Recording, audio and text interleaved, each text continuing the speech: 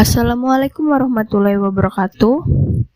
Kelompok kami akan membahas mengenai visi, misi, tujuan perusahaan, dan strateginya. Pembentukan visi perusahaan atau vision. Pembentukan visi bisnis merupakan proses penting dalam pengembangan arah dan tujuan bisnis jangka panjang. Visi bisnis membantu menginspirasi, memotivasi, dan memberikan arahan yang jelas kepada seluruh pemangku kepentingan, termasuk pemilik karyawan dan mitra bisnis. Misi perusahaan atau mission.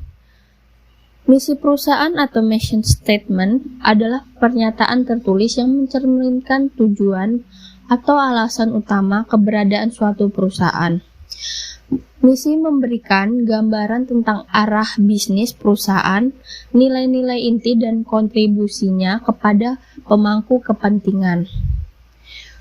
Strategi bisnis menurut First dan Robinson tahun 1997 dan Lens, seperti dikutip Wibisono tahun 2006, dapat dipahami sebagai rencana atau model tindakan yang memungkinkan perusahaan mencapai tujuan dan berpotensi bersaing dalam perjalanan. Dua aliran besar dalam menentukan strategi perusahaan. Yang pertama, strategi utama atau grand strategis merupakan seperangkat alternatif strategi perusahaan yang secara umum dijadikan patokan dalam menentukan strategi yang akan diambil oleh suatu perusahaan. Yang kedua ada strategi generik atau generic strategi, suatu pendekatan strategi perusahaan dalam rangka mengungguli pesaingan dalam industri sejenis. Menurut Dan Vinson tahun 1995, peran leadership dalam mengkomunikasi visi dapat melalui ada 3 macam, yaitu edukasi, authentication, dan motivasi. Untuk education itu menumbuhkan pemahaman terhadap visi, dan authentication itu menumbuhkan keyakinan kepada semua pihak bahwa kata sesuai dengan perbuatan. Untuk motivation itu menumbuhkan kemauan dari dalam diri pegawai atau self-motivated workforce untuk berperilaku sesuai dengan tujuan perusahaan. Untuk slide selanjutnya, menyusun, mengembangkan, dan mengevaluasi visi dan misi. Dalam penempatan visi, perusahaan harus memenuhi persyaratan dan kriteria seperti dapat dibayangkan dan dikomunikasi oleh seluruh organisasi, berwawasan jangka panjang, memiliki nilai yang diinginkan, dan terfokus pada permasalahan instansi perusahaan. Untuk menyusun visi, perusahaan perlu mengidentifikasi aktivitas berdasarkan impian, menetapkan pandangan masa depan, dan memberikan gambaran tentang personil dan perusahaan. Untuk komponen misi yang baik melibatkan menentukan bagaimana perusahaan dibagi menjadi bagian-bagian kecil yang kemudian akan bergerak mencapai visi perusahaan.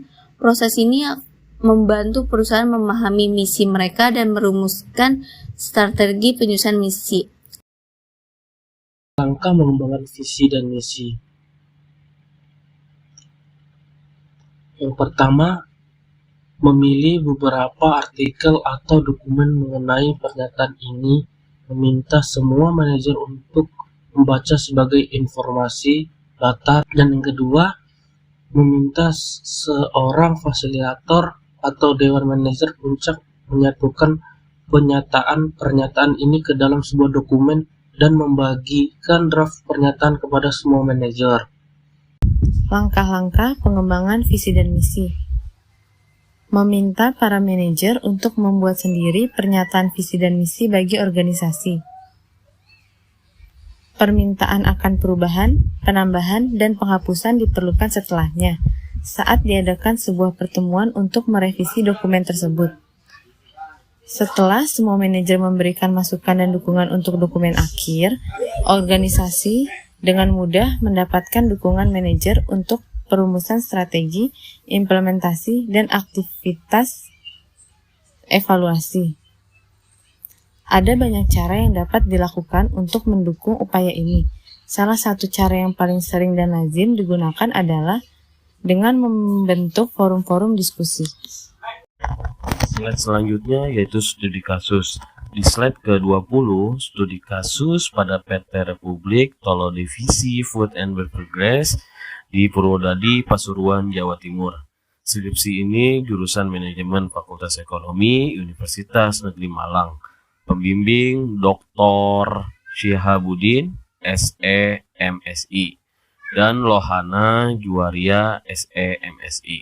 Kata kunci analisis ragam pekerjaan, job description, job specification pada masa seperti ini.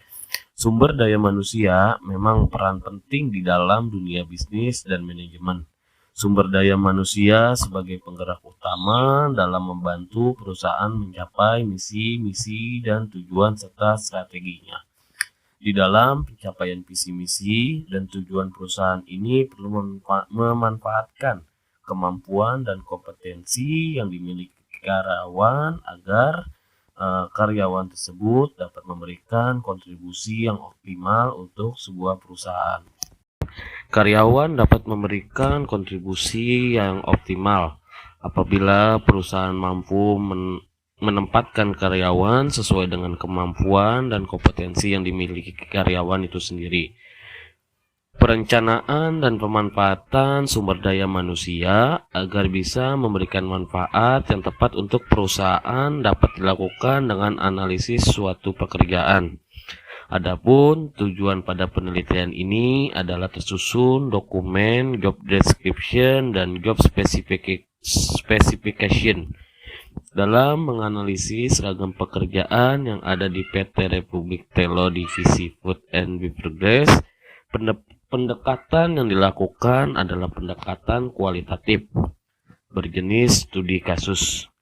Objek penelitian adalah Divisi Food and Beverage PT Republik Telo. Teknik pengumpulan data ini menggunakan wawancara, observasi, dan dokumentasi. Subjek penelitian ini adalah pemilik, manajer, kepala bagian produksi, kepala restoran karyawan, bagian produksi, dan karyawan bagian restoran.